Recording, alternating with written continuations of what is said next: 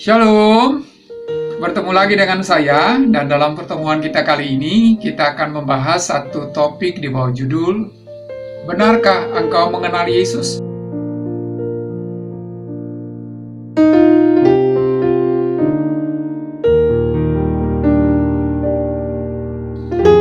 Saudara, dalam Matius pasal yang ke-16 ayat yang ke-17 berkata, Berbahagialah engkau Simon bin Yunus. Demikian kata Yesus mendengar jawaban Simon tentang siapa dirinya.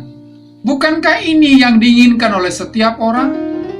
Kita pun ingin supaya pengenalan kita akan Yesus membawa berkat dan kebahagiaan bagi kehidupan kita, bukan?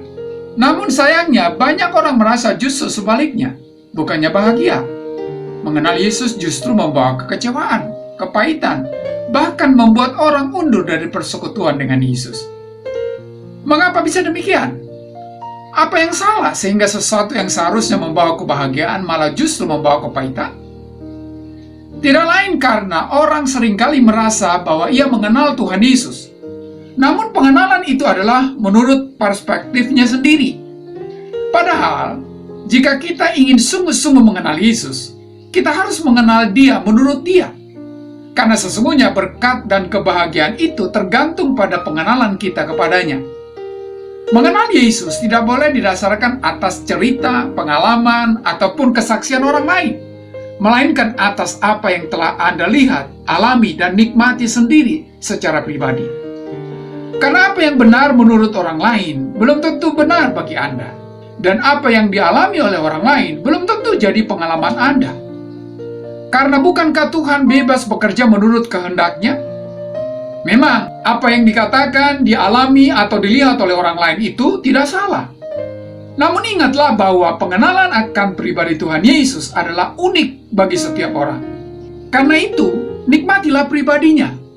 Jika tidak, maka segala kebaikan Allah, kepeduliannya, bahkan pengorbanan Yesus di atas kayu salib sekalipun tidak akan ada artinya. Tanpa mengalami pribadinya, Yesus hanyalah seorang manusia historis belaka. Tidak lebih dari suatu sosok pribadi yang menarik di masa lalu. Saudara, mengenal Yesus juga tidak boleh didasarkan atas pemahaman dan pemikiran sendiri. Kenali Dia menurut jati dirinya, keberadaannya, serta apa yang dikatakannya tentang dirinya.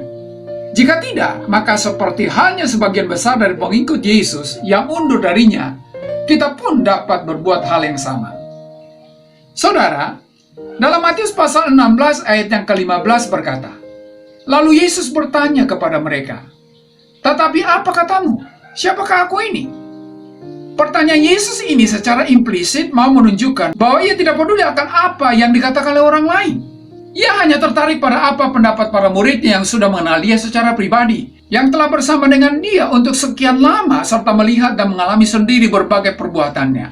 Dan jawaban Petrus merupakan hal yang menarik untuk disimak.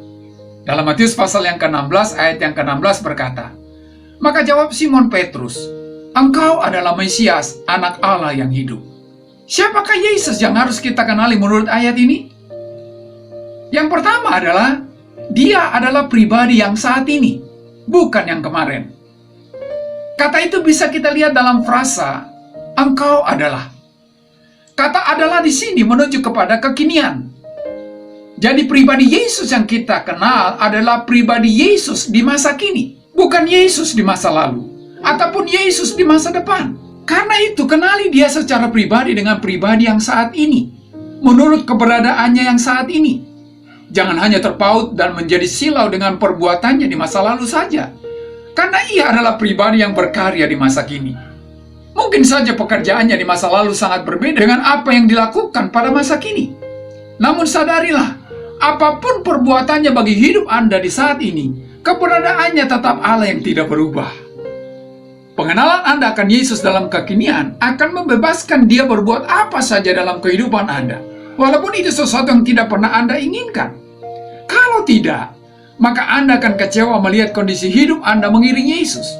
Namun, kalau pengenalan Anda akan Dia bahwa Yesus adalah, yaitu Allah yang berdaulat, apa saja yang Dia perbuat, maka hidup Anda akan senantiasa teguh berdiri di atas iman yang berdasar. Yang kedua adalah Dia yang adalah pembebas.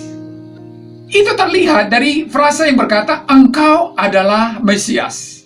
Hal ini menunjukkan bahwa Yesus adalah Sang Pembebas yang diurapi, yang sangat diharapkan dan dinantikan untuk sekian lama oleh bangsa Israel. Arti Mesias di sini tentu menurut pengertian Allah sendiri. Sebab ketika Yesus datang sebagai Mesias ke tengah-tengah orang Yahudi, mereka mengartikannya secara salah dengan memaksa Yesus menjadi Mesias menurut pikiran mereka sendiri. Sehingga ketika Yesus merealisasikan dirinya yang adalah Mesias, tetapi berbeda dengan pemikiran orang Yahudi, mereka menjadi kecewa dan meninggalkan dia. Saudara, sudahkah Anda mengenal dan melihat sosok Yesus sebagai pribadi penolong yang sungguh Anda nantikan dan harapkan? Jika memang demikian, biarkan dia menolong Anda menurut jalannya dan Anda akan melihat dia bertindak menurut kehendaknya, bukan kehendak dan pemikiran Anda. Yang ketiga adalah, dia adalah anak Allah. Hal itu tadinya dari frasa, engkau adalah Mesias, anak Allah. Frasa ini menunjukkan kepada hakikat pribadinya yang bukan sekadar manusia. Yesus adalah Allah yang Maha Kuasa, pencipta langit dan bumi. Dia adalah Allah yang maha besar dan tidak tertandingi. Dia adalah pribadi yang maha tinggi dan tidak mungkin terjangkau oleh akal dan pikiran manusia. Karena itu, kenali dia sebagai Allah dan bukan saja sebagai manusia.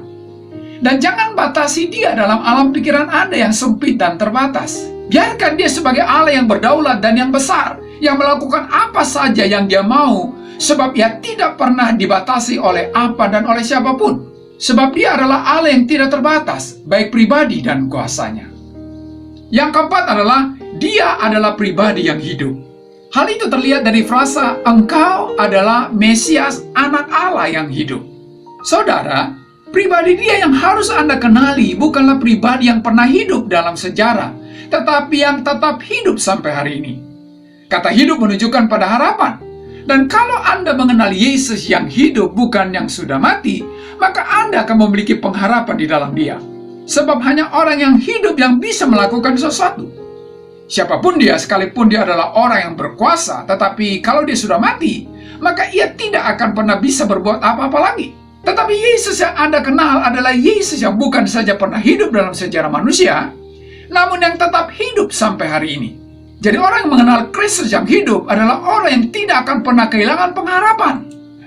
Oleh karena itu, saudara, pengenalan Anda akan Kristus akan sangat menentukan hidup Anda di dalam dia. Jadi, kenali dia menurut dia dan menurut apa yang dinyatakan kepada Anda hari ini, bukan yang kemarin saja. Kenali dia bahwa Yesus adalah Mesias yang menjadi pembebas dalam hidup Anda, apapun yang terjadi dalam kehidupan Anda hari ini. Dan juga kenali dia bahwa Yesus adalah anak Allah yang berkuasa atas segala sesuatu. Dan Yesus yang berkuasa itu bukan hanya berkuasa kemarin, tetapi tetap berkuasa hari ini, karena dia adalah Allah yang hidup dan tetap hidup. Kalau Yesus yang seperti itu yang Anda kenal, maka Anda dapat secara penuh meletakkan hidup Anda ke dalam tangannya, sebab dia layak dipercayai. Sampai di sini pertemuan kita kali ini, dan kita akan lanjutkan di lain kesempatan. Terima kasih dan Shalom.